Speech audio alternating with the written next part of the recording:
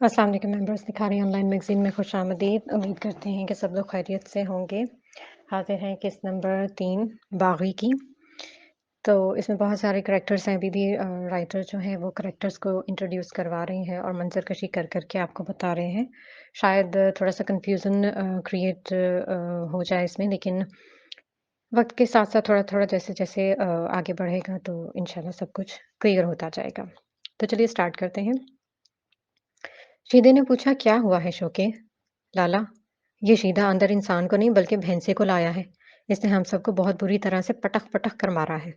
इन सब की दुर्गत देखकर एक लम्हे के लिए लाला को भी इस पर गुस्सा आ गया था। वह सब लाला के कदमों में आ गिरे थे। ये क्या तमाशा हो रहा है? वो गरजदार आवाज में बोला। क्यों मारा है इन्हें?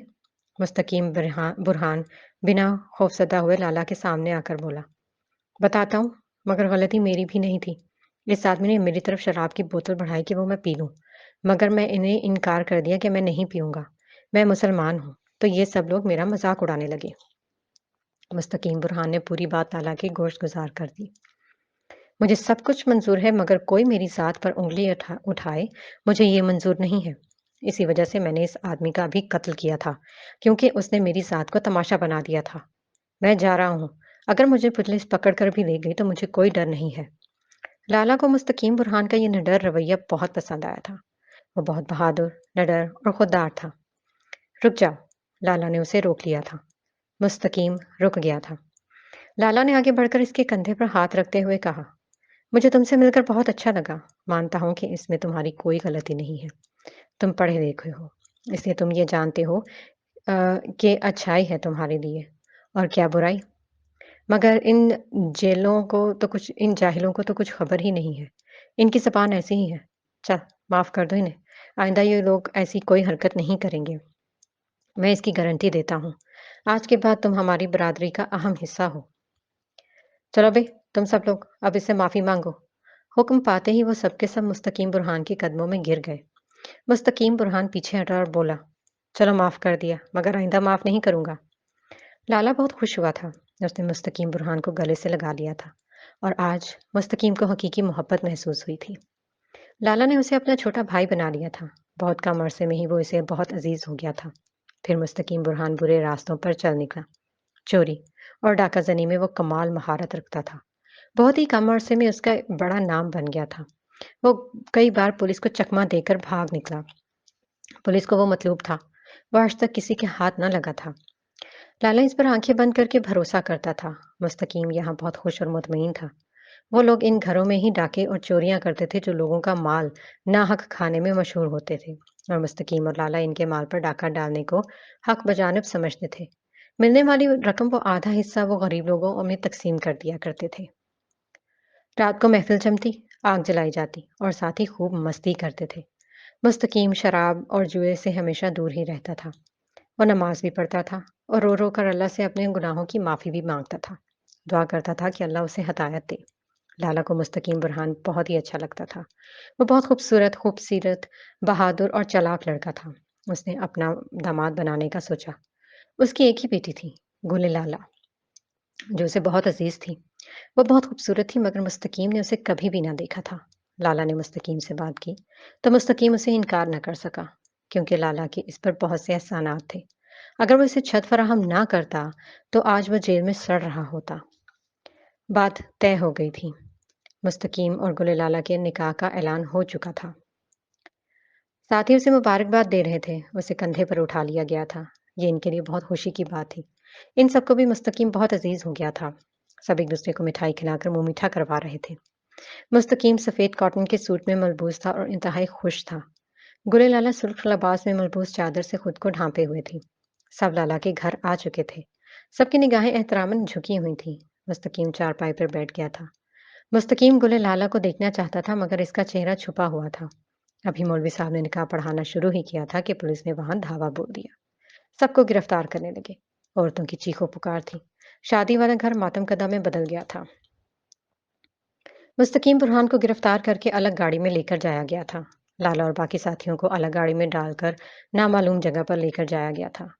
मुस्तकीम को जेल में बंद कर दिया गया था, मगर लाला और बाकी साथियों को यहाँ अभी तक नहीं लाया गया था, और यही बात तो मुस्तकीम बुरहान को परेशान किए जा रही थी। کہ لالا اور باقی ساتھی کہاں ہیں اور پولیس والوں کو یہاں کا پتہ کیسے چلا۔ اسے لالا اور خاص کر گلے لالا کی فکر کھائی جا رہی تھی کہ نہ جانے وہ کہاں ہوں گے۔ وہ اس بیرک میں اکیلا تھا، کوئی قیدی، ساتھی، کوئی بھی نہیں تھا جس کے ساتھ وہ باتیں کر کر اپنا دل بہلاتا۔ وہ دیکھ چکا تھا کہ انسپکٹر صاحب صرف حاضری دے دیں، پولیس اسٹیشن آتے ہیں اور پھر تھوڑی دیر بعد چلے جاتے ہیں۔ ایک سپاہی بس اس کی بیرک کے سامنے کھڑا اونگ رہا ہوتا تھا۔ مستقیم کو پولیس کی اس حالت حال پر رونا آ رہا تھا کہ اس ملک کا کیا ہوگا۔ مستقیم جیل کا کھانا کھا کھا کر تنگ آ گیا تھا۔ جیل میں قید ہونے سے ایک بات اچھی ہوئی تھی کہ وہ اللہ کے قریب ہو گیا تھا۔ وہ نماز پڑھ کر اللہ سے رو رو کے دعائیں مانگتا تھا۔ اسے یقین ہو چکا تھا کہ اب کہ شاید وہ بچ نہ سکے اور کیا پتہ اسے پھانسی ہو جائے، مگر پھر بھی اسے اپنے اللہ پر پورا یقین تھا کہ وہ اپنے بندے کو کبھی بھی خالی ہاتھ نہیں لوٹاتا۔ مستقیم برہان کو اب بھی ایک آس زندہ رکھے ہوئے تھی، ایک آس تھی، ایک مضبوط آس۔ ساتواں منظر، ساتواں کردار۔ روحان اور نمل کی شادی کی تیاریاں زور و شور سے جاری تھیں۔ سب گھر والے بےحد خوش تھے۔ روحان کی والدہ ساجدہ بانو کی خوشی کا کوئی ٹھکانہ نہ تھا۔ اپنے یتیم بیٹے کے سر پر صحرا سجتے دیکھ کر وہ خوش ہو رہی تھی۔ 24 سال پہلے کی بات تھی جب ساجدہ بانو تنویر احمد کی دلہن بن کر اس گھر سے رخصت ہوئی تھی۔ تنویر احمد کے بارے میں کیسا سنا وہ ویسا ہی تھا، بہت محبت اور خیال کرنے والا۔ 1 سال بعد اللہ نے اسے بیٹے جیسے نعمت سے نوازا جس کا نام اس نے روحان رکھا تھا۔ دونوں اپنی چھوٹی سی زندگی میں بہت خوش تھے اور پھر ان کی خوشیوں کو کسی کی نظر لگ گئی۔ ایک دن آفس جاتے ہوئے راستے میں تنویر احمد پر قاتلانہ حملہ ہوا اور اسی وقت وہ زخموں کی تاب نہ لاتے ہوئے چل بسا۔ ساجدہ بانو پر یہ خبر بجلی بن کر گری تھی، مگر اصل جھٹکا تو تب لگا جب تنویر احمد کے سوتیلے بھائیوں نے اس کی تمام جائیداد، بزنس اور گھر پر اپنا ناجائز قبضہ جما لیا۔ ساجدہ بانو اور اس کے ننھے سے بچے کو گھر سے نکال دیا گیا۔ وہ چند ماہ کے بچے کو سینے سے لگائے در بدر کی ٹھوکریں کھا رہی تھی۔ وہ ایک خوددار عورت تھی۔ اس نے بھائیوں کے گھر نہ جانے کو ہی ترجیح دی تھی۔ اس کی غیرت یہ گوارا نہیں کر رہی تھی کہ وہ بھائیوں کے در پر جا کر بیٹھ جائے اور ان پر بوجھ بن جائے۔ آخر کب تک اس کے بھائی اور بھابھیاں اسے برداشت کریں گے؟ بالآخر کسی دن تنگ آ کر اسے نکال باہر کریں گے۔ جب تینوں بھائیوں کو بہن کا پتہ چلا تو وہ اسے ڈھونڈنے نکل پڑے۔ وہ پاگلوں کی طرح اپنی بہن کو ڈھونڈ رہے تھے۔ تب انہیں وہ سڑک کے کنارے اپنے معصوم بچے کو سینے سے لگائی انتہائی بری حالت میں ملی تھی۔ بھائیوں کو دیکھتے ہوئے ان کے گلے لگ کر پھوٹ پھوٹ کر رو پڑی۔ بھائی اسے اپنے گھر لے آئے تھے۔ ساجدہ بانو نے جیسا سوچا تھا اس کے برعکس نکلا۔ اس کی بھابھیوں نے اسے بڑی محبت اور پیار کے ساتھ اس گھر میں خوش آمدید کہا تھا اور روحان کو وہ سب اپنے بچوں کی طرح ہی عزیز رکھتے تھے۔ تینوں ماموں اس سے بہت پیار کرتے تھے۔ جو بھی چیز اپنے بچوں کے لیے خریدتے وہ روحان کے لیے بھی خرید لیتے تھے۔ انہوں نے کبھی بھی روحان اور اپنے بچوں میں کسی بھی طرح کا کوئی فرق نہ رکھا۔ یہی وجہ تھی کہ روحان بھی اپنے ماموں کا انتہائی فرما بردار تھا۔ وہ ایک لائق فائق، شرمیلا سا معصوم سا بچہ تھا۔ اس نے ہمیشہ ہی اول پوزیشن لے کر اپنی ماں اور ماموں کا سر فخر سے بلند کیا تھا۔ وہ پڑھائی میں بہت اچھا تھا اور آج وہ 23 سال کا خوبصورت نوجوان بن گیا تھا۔ ساجدہ بانو اسے دیکھ کر جیتی تھی۔ روحان اور آغا الیاس کی اکلوتی بیٹی نمل ایک ساتھ ہی یونیورسٹی میں پڑھتے تھے۔ نمل پڑھائی میں کمزور تھی اور روحان اس کی پڑھائی میں مدد کر دیا کرتا تھا۔ روحان سب کی مدد کرتا تھا اور یہی وجہ تھی کہ نمل کو روحان پسند تھا، اور کب یہ پسندیدگی محبت میں بدل گئی اسے بھی پتہ نہ چلا۔ وہ اکثر ایک ساتھ بیٹھ کر پڑھتے تھے اور کبھی کبھار باتیں بھی کر لیتے۔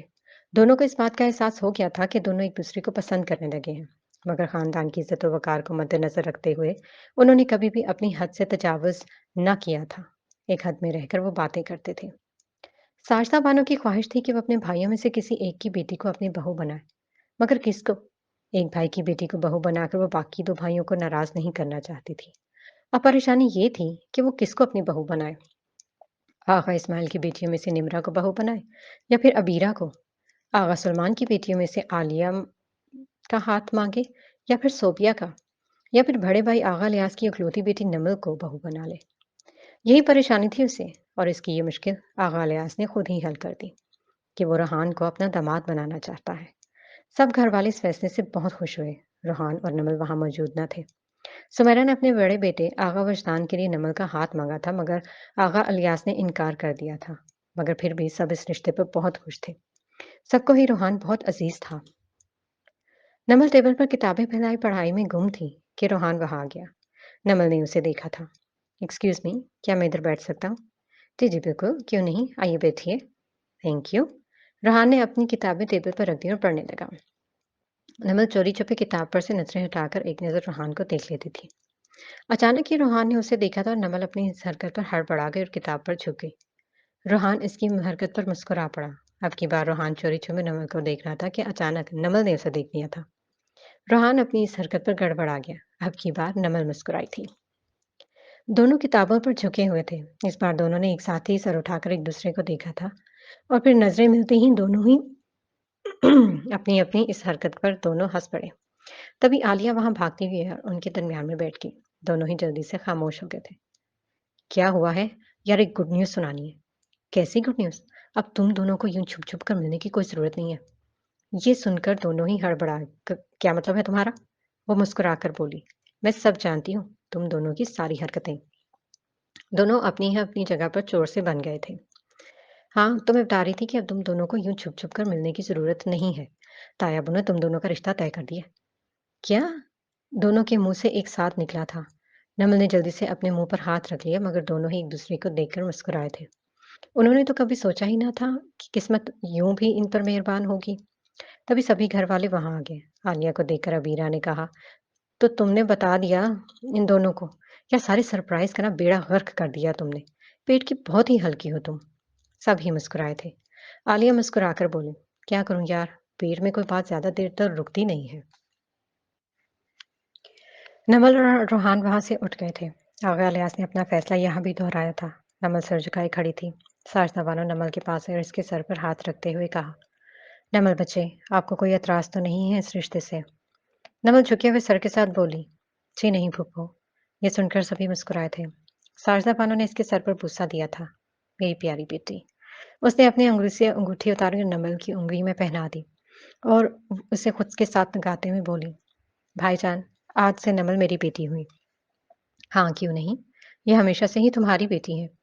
रोहान मुस्कुरा रहा था। साजदा बानो ने उसे भी पास आने का कहा और फिर दोनों को सीने से लगा लिया। दोनों साजदा बानो के सीने से लगकर एक दूसरे को देखकर मुस्कुरा रहे थे। आगा इलियास ने अपना फैसला सुना दिया था कि वो उन दोनों की शादी कराए। बेशक शादी के बाद चाहें तो ये दोनों अपनी पढ़ाई मुकम्मल कर सकते हैं। इन दोनों को क्या एतराज़ हो सकता था? वो दोनों तो बहुत खुश थे। घर में शादी की तैयारियां शुरू हो चुकी थी। आगा वजदान सब कज़न से बड़ा था। वो बहुत गुस्सा करता था। यही वजह थी कि सभी उससे डरते थे। सब कज़िन्स उसे आगा जी कहकर बुलाते थे। नमल के अलावा इसकी किसी से भी नहीं बनती थी। नमल वजदान की एक-एक चीज़ का ख़्याल रखती थी। वजदान सिर्फ़ इसके हाथ की ही चाय पीता था और किसी के हाथ की चाय नहीं पीता था। नमल इसके कपड़े धोकर प्रेस करके कमरे में रख आती थी। इसके कमरे की सफाई की ज़िम्मेदारी भी नमल ने ले ली थी। अगर कभी कोई और सफाई कर देता और उसकी चीज़ें इधर से उधर हो जाती तो वजदान बहुत गुस्सा करता और पूरा घर सर पर उठा लेता था। सभी उसके गुस्से से डरते थे। आगा वजदान को नमल से बहुत मोहब्बत थी। वो भी उसकी तमाम ज़रूरियात का ख़्याल रखता था। जो चीज़ को वो फ़रमाइश करती वो इसी वक़्त ही ला देता था, ख्वाह वो रात का कोई पहर होता। वो नमल से काफ़ी बड़ा था, फिर भी वो भी एक दोस्त की तरह था। मगर अब उसकी शादी का सुनकर वो अफ़सुर्दा-सा हो गया था। आगा वजदान कमरे में बैठा एक फ़ाइल पर काम कर रहा था कि नमल इसकी चाय लेकर कमरे में आ गई। "आगा जी, आपकी चाय।" वजदान ने सर उठाकर इस छोटी-सी प्यारी लड़की को देखा जो इसे बहुत अज़ीज़ थी। वो मुस्कुराकर बोला, "टेबल पर रख दो।" "जी, आगा जी।" नमल ने टेबल पर चाय रखी और जाने लगी तो आगा वजदान ने उसे पुकार लिया। "सुनो नमल।" "जी, आगा जी।" वो पलटी। वो उसे देखते हुए बोला, "तुम्हारी अब शादी होने जा रही है।" ये सुनकर नमल शर्मा कर बोली थी, "जी, आगा जी।" उसे यूँ शर्माते हुए देखकर आगा वजदान हँस पड़ा। फिर बोला, "अब तुम्हारी शादी हो जाएगी तो मेरे काम कौन करेगा?" "आगा जी, मेरी शादी हो रही है। मैं इस घर से रुखसत होके कहीं नहीं जा रही। मैं हमेशा की तरह आपके काम कर दिया करूँगी।" "क्या सच में?" "जी, आगा जी।" "वादा करो, कहीं मुकर तो नहीं जाओगी शादी के बाद?" "पक्का वाला वादा आगा जी।" आगा वजदान मुस्कुरा दिया था। "अच्छा जाओ तो।" "जी, आगा जी।" नमल कमरे से निकल गई और आगा वजदान उठकर इधर-उधर बेचैनी से चक्कर काटने लगा। नमल किसी और की हो जाएगी ये सोचकर ही उसके लिए सांस लेना मुश्किल हो रहा था। अब इसका ख्याल कौन रखेगा? कौन रात को देर तक जाकर उसका इंतज़ार करेगा? और फिर इसके आने पर उसे खाना गरम करके देगा? कुछ सोचकर उसने सर झटका और चाय का कप उठाकर चाय पीने लगी। आगा वजदान शादी की तैयारियों में पेश-पेश था। खानों की लिस्ट, मेहमानों को बुलाने की लिस्ट, घर की सजावट, हर चीज़ की ज़िम्मेदारी उसने ले ली थी। वो पूरे जोश के साथ शादी की तैयारियों में मसरूफ था। सभी बहुत खुश हो रहे थे। आगा वजदान की अपनी कज़नों के साथ ये मोहब्बत देखकर। पूरे घर को दुल्हन की तरह सजाया गया था। आगा वजदान शादी में दिल खोलकर खर्चा कर रहा था। वो नमल की शादी में किसी भी चीज़ की कोई कमी नहीं रहने देना चाहता था। आज नमल का मायूं था। वो पीले रंग के सूट में मलबूस इंतहाई खूबसूरत लग रही थी। फूलों से लदे हुए झूले पर बैठी वो तालियां बज रही थी। नीचे लड़कियां बैठी ढोलक के साथ गाना भी गा रही थीं। आगा वजदान निमल के लिए गजरे लाया था, क्योंकि नमल को गजरे बहुत पसंद थे। झूले पर बैठी किसी की बात पर हंसती नमल को देखकर आगा वजदान के दिल को कुछ हुआ था। उसे कब पता था कि उसे इस छोटी सी लड़की से इतनी शदीद मोहब्बत हो जाएगी। वो इसे इतनी अजीज हो जाएगी कि उसे किसी और के साथ देखने का सोचकर ही इसका सांस रुकने लगता था। वो आगे बढ़ा और निमल के पास आया। आगा वजदान को देखते ही गाना गाती सारी लड़कियां एकदम खामोश हो गई थी। ये देखो, मैं तुम्हारे लिए क्या लाया हूँ। वाह, ये तो गजरे हैं आया आगा जी। हाँ बिल्कुल। लाओ हाथ आगे करो ताकि मैं तुम्हें खुद अपने हाथों से गजरे पहनाऊं। नमल ने अपनी कलाइयां आगे की थी और आगा वजदान ने उसे गजरे पहना रहा था। सारी लड़कियां रश्क और हसद के साथ नमल को देख रही थी, जिसे आगा वजदान अपने हाथों से गजरे पहना रहा था। नमल गजरों की खुशबू सूंघते हुए मुस्कुराकर बोली, ये तो बहुत ही प्यारे हैं Agha ji. Thank you so much. Agha Wajdan इसकी मुस्कुराहट देखकर मुस्कुरा पड़ा था। हमेशा खुश रहो। ये कहकर आगा वजदान वहां से चला गया, मगर सारे दिन ही इसकी निगाहें बार बार भटक भटक कर नमल की तरफ जा रही थी। दिल में एक बेचैनी सी थी जिसे वो कोई नाम नहीं दे रहा था। बलाखिर वो दिन भी आ गया जिसका सबको बेचैनी से इंतजार था। सारसा बानो की आंखों में आंसू आ गए थे। ये तो हर माँ का ख्वाब होता है कि वो अपने बेटे के सर पर सेहरा सजते देखे, और आज उसका यतीम बेटा दूल्हा बनने जा रहा था। मेहमान आहिस्ता आहिस्ता आ रहे थे। बाकी सब भी तैयार हो चुके थे। नमल को ब्यूटिशियन तैयार कर रही थी, मगर रूहान अभी तक तैयार नहीं हुआ था, जिस पर उसके कजिन्स, माँ और आगा वजदान बहुत बुरा भला कह रहे थे कि मेहमान आ चुके हैं और दूल्हा अभी तक इसी हुलिये में घूमता फिर रहा है। आगा वजदान के दोनों दोस्त माजिद और शफी भी आए हुए थे। आगा जान ने इनसे कोई बात की थी, जिस पर उन दोनों ने हाँ में सर हिलाया और फिर आगा वजदान इन्हें अपने साथ वहां ले आया। इन दोनों से बाकी सब कजिन्स भी मिलने लगे। रूहान भी इन दोनों से मिला था। आगा वजदान ने कहा, अपना ड्रेस लो, मेरे एक दोस्त का पार्लर है, वहां से तैयार होकर आ जाओ। शक्ल को देख के कहीं से भी नहीं लग रहा कि तुम दूल्हे हो। जाओ इन दोनों के साथ। आगा जी, पार्लर जाने की क्या जरूरत है, मैं ठीक हूँ। जाने की जरूरत है तो कह रहा हूँ ना, चलो जिद मत करो और जाओ अब। साजदा बानो ने कहा, बेटा भाई कह रहा है तो चले जाओ ना। अच्छा ठीक है अम्मी। वो माजिद और शफी के साथ गाड़ी में बैठकर रवाना हो गया। माजिद गाड़ी ड्राइव कर रहा था और शफी इसके साथ बैठा था। नमल तैयार हो चुकी थी। मौलवी साहब भी आ चुके थे और बस दूल्हे यानी रोहान का इंतजार था। रोहान बेचारे को इल्म ही ना था कि इसके साथ धोखा हुआ है। माजिद और शफी इसके सौतेले चचाओं के बेटे थे। वो दोनों जानते थे कि रोहान इनके सौतेले चचा तनवीर अहमद का बेटा है, मगर उन्होंने रोहान को कभी भी ये पता नहीं लगने दिया था कि वो इसके कजन है, और आज वो उसे कत्ल करने की नीयत से लेकर जा रहे थे। वो बेचारा खामोश सा गाड़ी में बैठा था। आधे घंटे से ज्यादा का वक्त हो गया था। बिलाखिर रोहान बोल पड़ा, यार और कितना दूर है। हम तो आबादी से काफी दूर निकल आए हैं, शायद वापस जाने में देर हो जाएगी, उधर मेरा इंतजार किया जा रहा होगा। ये सुनकर माजिद और शफी मक्कारी से एक दूसरे को देखकर मुस्कुराए। माजिद ने कहा, हम फिक्र नहीं करो, हम वक्त पर पहुंच जाएंगे। रोहान खिड़की से बाहर सर निकाल कर देखने लगा, फिर बोल पड़ा, और कितना दूर है। बस पहुंच गए। माजिद ने एक जगह गाड़ी रोक दी और वो दोनों गाड़ी से नीचे उतर गए। रोहान भी इनके पीछे निकल आया। वो इधर उधर देखने लगा। ये कौन सी जगह है, ये तुम लोग मुझे कहाँ ले आए हो। रोहान को खतरे की घंटी महसूस हुई। इससे पहले कि वो समझता और कुछ करता, माजिद ने जल्दी से बड़ी होशियारी के साथ रोहान के दोनों हाथ रस्सी के साथ कस के बांध दिए और उसके मुंह में कपड़ा ठोंस दिया ताकि वो चीख ना सके। रोहान खौफसदा सा होकर इन दोनों को देखने लगा जो हंस रहे थे। वो खुद को छुड़ाने की नाकाम कोशिश कर रहा था और वो दोनों इसकी बेबसी पर हंस रहे थे। अब वो दोनों इसके बाजू से पकड़कर उसे घसीटकर चट्टान की तरफ लेकर जा रहे थे। डियर, तुम्हें मारने का इससे ज्यादा आसान और कोई रास्ता ना था। अगर तुम्हें पिस्टल, चाकू और जहर वगैरह से भी मारा जा सकता था, मगर फिर इस तरह हमारे लिए मुश्किलात होती और हम जिंदा ना रहते और पकड़े जाते। इसलिए हमें ये सबसे ज्यादा आसान तरीका लगा था, माजिद ने उससे कहा। रोहान ने चट्टान की गहराई देखी तो खौफ से उसकी आंखें फैल गई थीं। माफ करना दोस्त, ये वक्त की अहम जरूरत है, मगर मरने से पहले तुम्हें एक हकीकत बताना चाहते हैं कि तुम हमारे मरहूम सौतेले चचा तनवीर अहमद के बेटे हो, और इस तरह तुम हमारे कजन हुए। मगर क्या करें यार, तुम्हें मारना बहुत जरूरी है, माजिद ने कहा। روحان کی آنکھوں میں آنسو آ گئے تھے۔ نمر اور ساجدہ بانو کی تصویریں نگاہوں کے سامنے گھوم گئی۔ ان دونوں نے روحان کو بازوں سے پکڑا اور چٹان سے نیچے کی طرف دھکا دے دیا۔ روحان کے منہ سے چیخ بھی نہ نکلی اور وہ چٹان سے نیچے گرتا چلا گیا۔ مرتے وقت آخری بار اسے اپنی ماں اور نمر شدت سے یاد آئے تھے اور وہ چٹان کی گہرائی میں ہی کہیں گم ہو گیا۔ تو انہوں نے نیچے جھک کر دیکھا تو روحان کا کوئی نام و نشان تک نہ تھا۔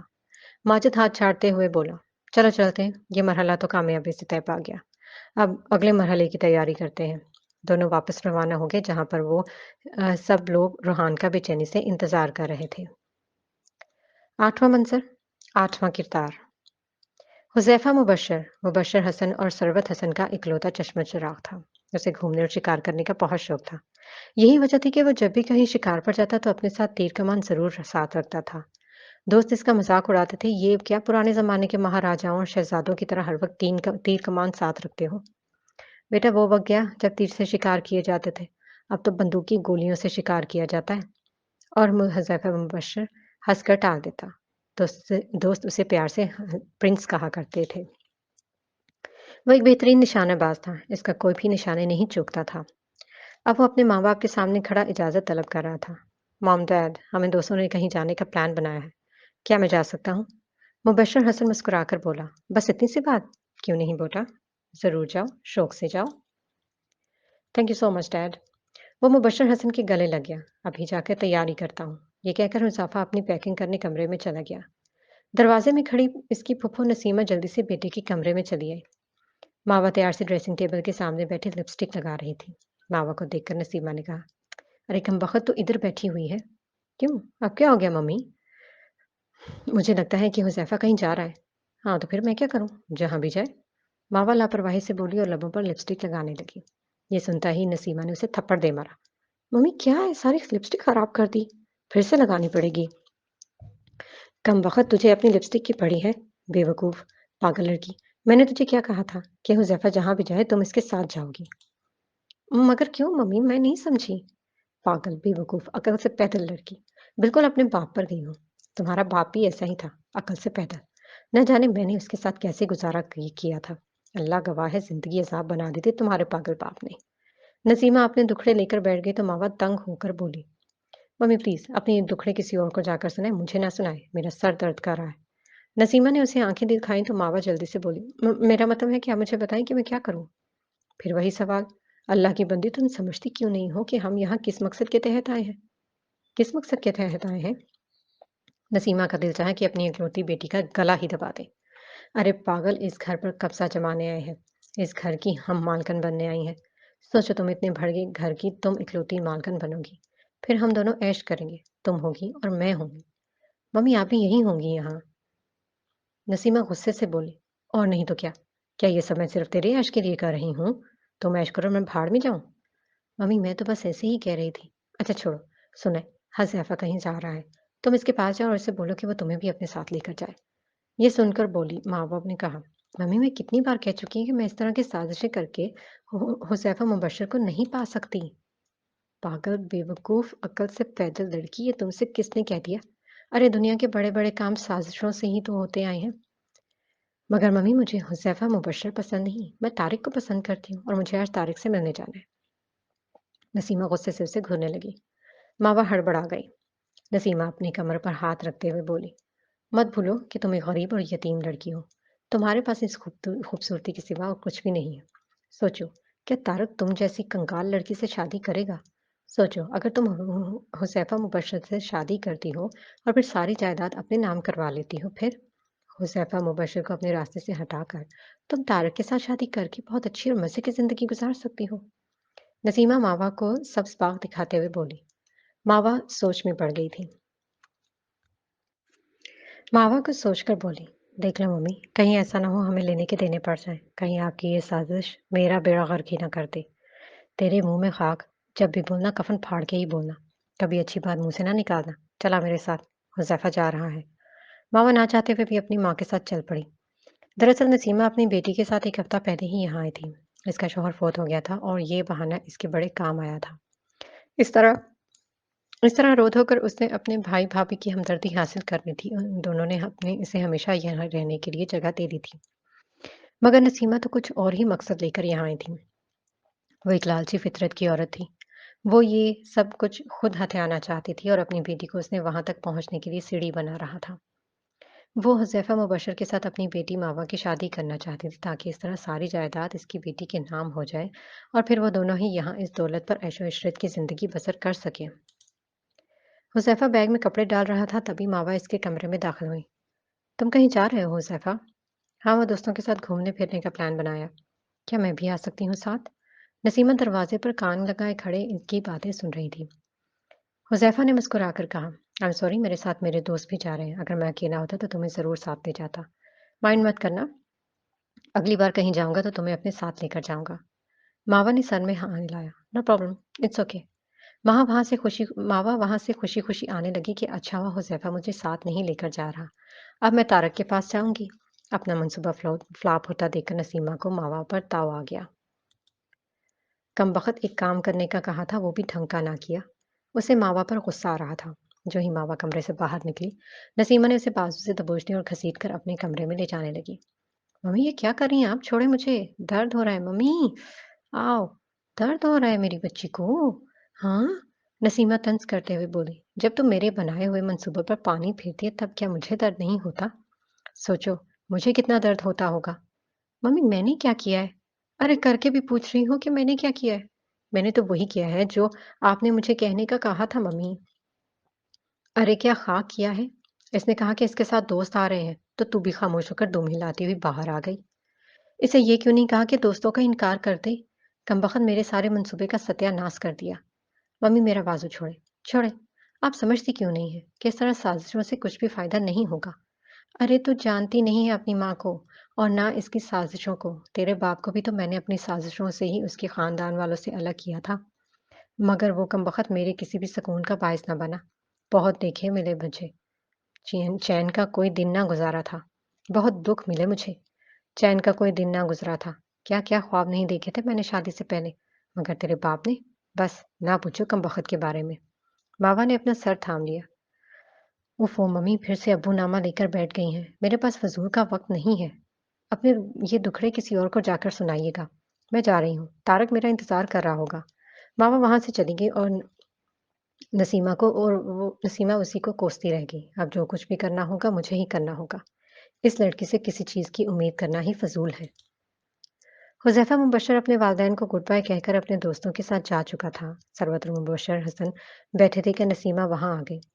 क्या हुआ नसीमा कुछ कहना चाहती हो क्या?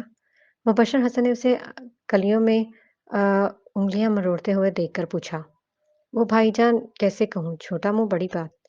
सरवत ने कहा, बोलो नसीमा क्या चाहती हो? भाई-भाभी आप लोग तो जानते हैं कि मैं एक विधवा औरत हूँ। मेरा मेरी बेटी के सिवा इस दुनिया में कोई नहीं है। जवान बेटी है ना, न जाने मेरी कितनी ज़िंदगी बाकी है। चाहती हूँ कि मरने से पहले अपनी बेटी माँ-बाप को किसी मज़बूत हाथ में देकर जाऊँ। मेरी बेटी यतीम है, अगर मर गई तो इसका क्या बनेगा? नसीमा मगरमच्छ के आंसू बहाने लगी। नसीमा कैसे बातें कर रही हो? अल्लाह ना करे कि तुम्हें कुछ हो। सरवत ने उसे दिलासा दिया। मावा सिर्फ तुम्हारी ही नहीं मेरी हमारी भी बेटी की तरह है। हमें मावा इतनी ही अजीज है जितना कि हुज़ैफा।